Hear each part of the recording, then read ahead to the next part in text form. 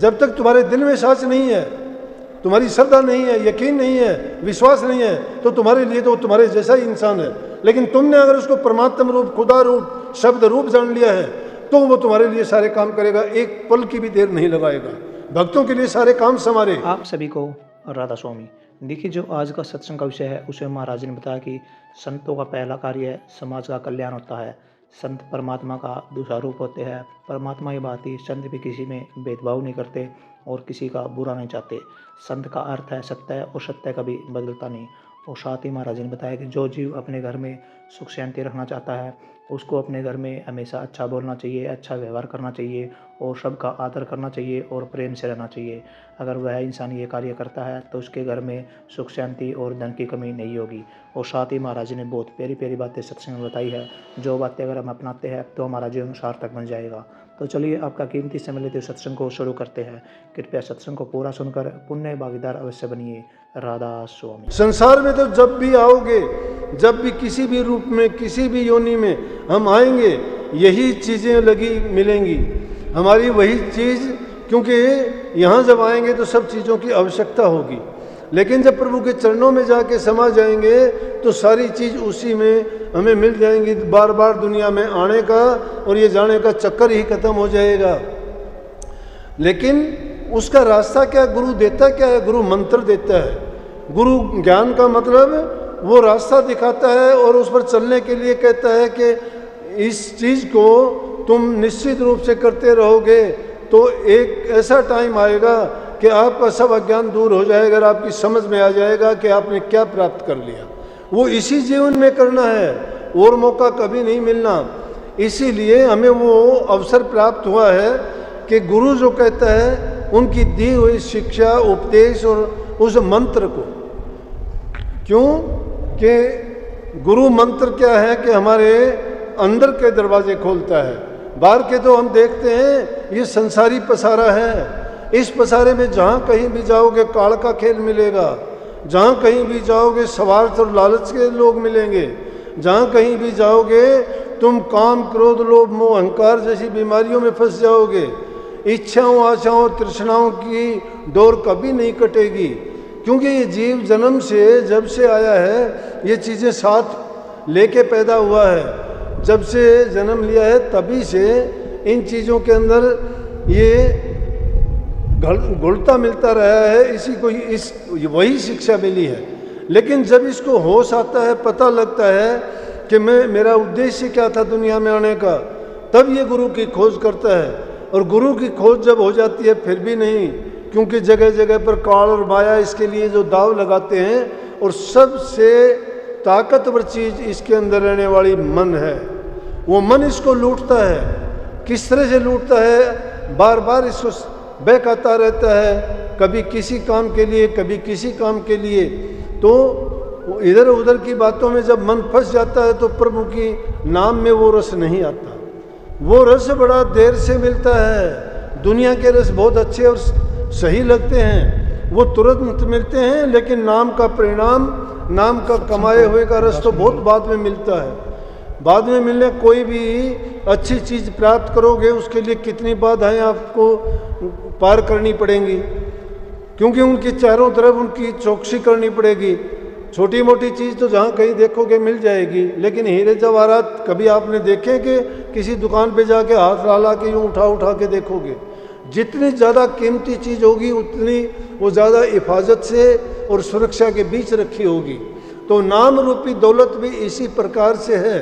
वो इतनी आसानी से मिलने वाली नहीं, परंतु फिर भी इस युग में जो गुरु के वचन की पालना कर लेता है, जो गुरु के कहे अनुसार चलता है, उनकी मर्यादाओं में रहता है, जो गुरु ने शिक्षा और उपदेश दिया है, अगर ज़्यादा नहीं वो कम भी कर ले।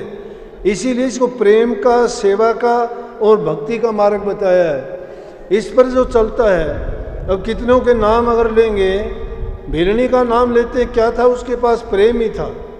उसको पता नहीं था क्या राम नाम है, कुछ नहीं। वो तो सिर्फ उसने एक ही गीत बनाया कि रामचंद्र जी मेरे घर आएंगे।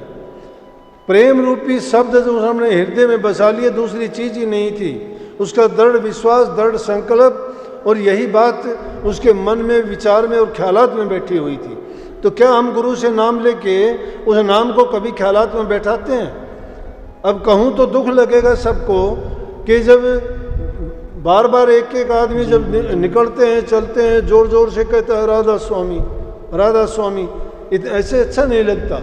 इसलिए जितनी संगत है सब के सब उसी नाम को अगर मिल के बोलोगे तो एक तो सबको, जिसको नहीं पता वो भी बोलेगा, जो कभी याद नहीं करता तो कभी कम से कम उसके मुंह से तो नाम निकलेगा। लेकिन ना तो बुलवाने वाले और ना ही उनको बता देने के बाद में उनसे जबान से निकलता ही नहीं है। क्यों निकले? तो जब किया ना अभ्यास याद कैसे आओगा, अंत समय में राम नाम कैसे गाओगा। अंत गति सोए गति। आदमी पूरी जिंदगी जो काम करता है आखिर में जब आखिरी वक्त आता है उसकी गति वैसी होती है। अगर किसी की ज़्यादा धन में लालसा है, हाय धन करके उसके प्राण छूटेंगे। किसी की संतान में है, संतान को जैसे अजामेल ने अपने लड़के को आवाज़ मारी नारायण आना, नारायण आना, उसने नारायण नारायण ही रखा था, तो अंत समय में नारायण का नाम लिया तो नारायण खुद परमात्मा आगे की तो मुझे याद करता है। तो अंत टाइम में जिसकी जो गति होती है, लेकिन जिंदगी भर जिस नाम को कभी हम लेना नहीं चाहते, भूले से भी उसको कभी जबान पे नहीं आने देना चाहते, और जबान पे नहीं, नाम के लिए तो इतना समझाया जाता है। धुर आध्यात्मिकता की बात तो ये है कि पहले जबान से जपया जाता है, जबान से जपने के बाद में वही जाप अजपा हो जाता है। जपने की जरूरत नहीं पड़ती, याद करने की जरूरत नहीं पड़ती, अंदर में अपने आप चलता रहता है। और उसके बाद भी तीसरी अवस्था नाम के सुमरण की अनहद में पहुंच जाती है। अनहद जब अवस्था आती है तो ना जपना है ना ख्याल करना है, वो तो एकदम हमारा प्राण चलते हैं, सांस चलते हैं, इसी तरह से है। तो कबीर साहब ने तो उस बात को इतनी बड़ी बताया कि जाप मरे, अजपा मरे, अनहद भी मर जा। कि जाप की अवस्था से भी ऊपर चले जाओगे, अजपा भी आपका छूट जाएगा, और अनहद अवस्था आने के बाद वो भी छूट जाएगी। लेकिन जिसकी सूरत जाके शब्द में समा जाएगी उसके वहाँ काल का प्रवेश नहीं है। ये गुरु का ज्ञान है। गुरु ने वो रास्ता बताया है, उस मंजिल का भेद दिया है। उस मंजिल की तरफ तो हम नहीं जाते, लेकिन मैं तो यहाँ तक कहता हूँ, इस युग में जो इंसान नाम का सुमरण मात्र भी कर लेगा, सुमरण मात्र भी, और वो भी जबान से, बेशक अजपा ना हो आपका, लेकिन कुछ एक लोग दिखाने के लिए कह देते हैं कि जी मुझे कुछ पूछना था। पूछो भाई, मुझे प्रकाश दिखाई नहीं देता, मुझे शब्द सुनाई नहीं देता।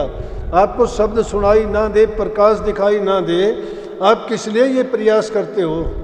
अगर आप कल्पना करते हो किसी चीज़ की, तो कल्पना करके तो किसी चीज़ को 1 मिनट में प्राप्त कर लोगे, देख लोगे। किसी भी चीज़ की कल्पना मन में करके बैठ जाना, दिखेगी। प्रकाश देखना चाहोगे, प्रकाश दिख जाएगा। जिस शब्द को सुनना चाहोगे वो सुन लोगे। क्या गुरु ने आपको 5 शब्द बता दिए वो वही आदि शब्द हैं और वही अंत हैं? नहीं, हर दर्जे पे पता नहीं कितने शब्द, कितनी धुनी, कितनी आवाज़ आएंगी, लेकिन उन चीज़ों तक तो जब पहुँचोगे न, जब आपका सुमरण ही पक्का हो। शास्त्र में लिखा है, ध्यान मूलम गुरु मूर्ति, गुरु की मूर्ति का ध्यान करो। पूजा मूलम गुरु पदम, गुरु के चरणों की पूजा करो। मंत्र मूलम गुरु वाक्यम, गुरु का वाक्य ही मंत्र है, उसको जपो। और मोक्ष मूलम गुरु कृपा। ये 4 चीज हैं। इन 4 चीजों के करने से भक्ति संपूर्ण हो जाती है। ध्यान मूलम गुरु मूर्ति कहते हैं, गुरु मूर्ति का ध्यान करो। स्वामी जी महाराज ने स्पष्ट कहा, गुरु का ध्यान कर प्यारे, बिना इसके नहीं छूटना।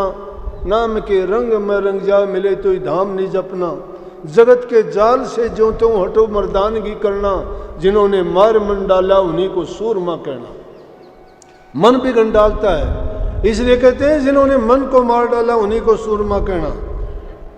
2 ही बात मानने के लिए कही है कि जब मन से ऊपर चढ़ जाओ तो सूरत गगन चढ़ जाएगी। मन के बंधन में फंसी हुई है, इसलिए कही कि गुरु का ध्यान करो। क्यों करो गुरु का ध्यान?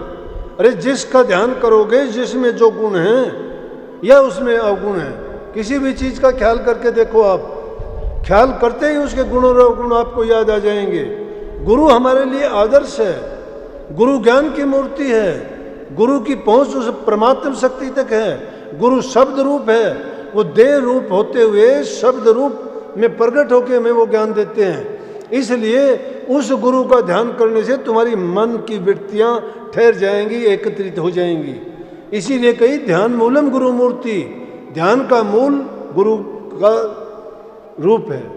तो गुरु के रूप में उसको अपनी आंखों से देखो। कबीर साहब जैसे संतों ने बहुत गहरी बात कही, इतनी गहरी बात कही कि आजा सतगुरु नैनन में, नैन झात में लूं, ना मैं देखूं और को ना तो ही देखने दूं। ये है गुरु मूर्ति का ध्यान कि सतगुरु तू मेरी नैनों के अंदर आ जा। गुरु देह रूप में तो बैठता नहीं, गुरु के सूक्ष्म रूप में वो कहते हैं कि गुरु के रूप को अपनी आंखों में बैठा ले। तो सतगुरु मेरी आंखों के अंदर आके बैठ जा और मैं देखूंगा और ना किसी और को देखने दूंगा। उसी में अपने ध्यान को, विचार को, ख्यालात को जमा दूंगा। इसलिए ध्यान मूलम गुरु मूर्ति कहा और पूजा मूलम गुरु पदम कहा। तुलसीदास जी जिन्होंने रामायण लिखी, रामायण के अंदर ऐसी चौपाई सुनी है, मुझे वो तो याद नहीं लेकिन उनका अर्थ मुझे पता है।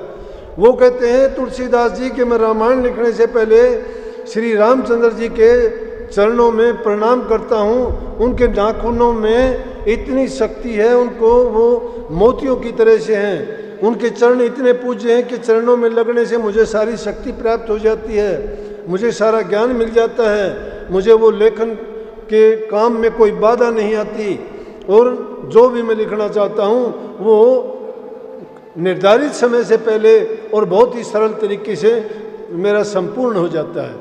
इसलिए पूजने योग्य गुरु के चरण हैं, इसीलिए चरणों को कहीं चरण कमल कहा गया है।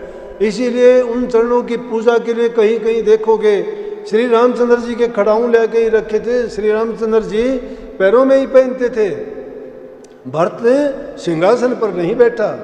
रामचंद्र जी के खड़ाऊं वहाँ क्योंकि ला के रख दिए, कहने लगे वो पवित्र चरण श्री रामचंद्र जी के पैरों में ये खड़ाऊं थे, तो इनमें भी वो ताकत है। इसलिए जो शक्ति का संचार होता है वो या तो हाथों के द्वारा होता है या पैरों के द्वारा निकलता है। गुरु जब उस शक्ति के भंडार हैं तो उनसे जब हम आशीर्वाद ग्रहण करते हैं या उनके चरणों में मत्था टेकते हैं, मत्था टेकने का मतलब क्या है?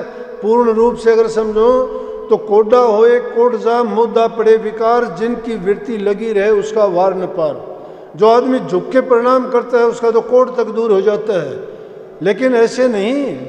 कोई सोचता हो कि मैं कोडी हूँ एक बार जाके, उसका मतलब यह है कि मन के अंदर वो भावना होनी चाहिए। जब तक तुम्हारे दिल में सांस नहीं है, तुम्हारी श्रद्धा नहीं है, यकीन नहीं है, विश्वास नहीं है, तो तुम्हारे लिए तो तुम्हारे जैसा ही इंसान है। लेकिन तुमने अगर उसको परमात्म रूप, खुदा रूप, शब्द रूप जान लिया है तो वो तुम्हारे लिए सारे काम करेगा, एक पल की भी देर नहीं लगाएगा। भक्तों के लिए सारे काम संवारे, किसके नहीं संवारे? कितने लोगों के हैं। कबीर साहब की यज्ञ पूरी करवाई उन्होंने, सैन भगत की जगह जाके राजा की मालिश उसने की और दूसरे दिन की वो जहाँ जहाँ जरूरत पड़ी और वहाँ गए। बल्कि उन्होंने ये कही है परमात्मा ने कि मेरे भगत जहाँ मुझे याद करते हैं, द्रौपदी का 1 मिनट में आके चीर बढ़ा दिया। जो इंसान देता है उसका हजारों गुना, लाखों गुना मिलता है। द्रौपदी ने तो एक साड़ी पाड़ के थोड़ी सी उसको जला के और कृष्ण जी को पट्टी लगाई थी चक्कू से, थोड़ा जानबूझ के काटा था कृष्ण जी ने, कटा नहीं था। वो ये परखने के लिए कि वहाँ इतनी वो बैठी हुई थी और उनमें ये देखने के लिए कि इनको क्या इसका असर होगा, उसको पट्टी बांधी थी, इसलिए उसको नंगा नहीं कर पाए। उस साड़ी की इतनी लंबी साड़ी होगी कि दुशासन भर के 10,000 हाथियों की ताकत वाले भी थक के बन गए। इसलिए कैसे सब जगह रूठे तो भी उसका रोम न टूटे। गुरु जिस पे राजी हो जाता है तो उसका समझो कि उसने मालिक को खुश कर लिया है। सत्संग को पूरा सुनने के लिए का बहुत बहुत धन्यवाद। हम आशा करते हैं आपने सत्संग को बड़ा ही ध्यान से सुना होगा। तो जैसे ही प्यारी साध संगत जी महाराज जी ने बताया कि हक हलाल की कमाई करो, किसी का दिल न दुखाओ, सेवा की नीत हमेशा अच्छी रखो। अगर आप अच्छा आचरण करोगे तो दूसरे लोग भी आपके साथ अच्छा आचरण करेंगे। और जैसे ही महाराज जी ने बताया कि मन की चाल को समझो, क्योंकि मन आपको बार बार भटकाएगा, लेकिन आपको भटकना नहीं है। आपको हमेशा अपने मन को भगवान की भक्ति में लगाना है, प्रभु के चरणों में लगाना है, जिससे आपका कल्याण हो सके। और जैसा ही महाराज जी ने बताया कि सुख केवल परमात्मा में है, इन बाहरी जीवों में, बाहरी साधनों में कोई सुख नहीं है। अगर हमें अपने जीवन को सफल बनाना है तो हमें परमात्मा की शरण लेनी पड़ेगी। तो कृपया महाराज जी की इन बातों को आप अपने जीवन में अवश्य उतारिए और अपने जीवन को सार्थक और सुखमयी अवश्य बनाइए। और साथ ही अगर आपको सत्संग अच्छा लगा तो कमेंट बॉक्स में राधा स्वामी लिखकर पुण्य भागीदार अवश्य बनिए। मिलते हैं जल्दी एक नए और बहुत ही प्यारे प्रवचनों के साथ। तब तक के लिए राधा स्वामी।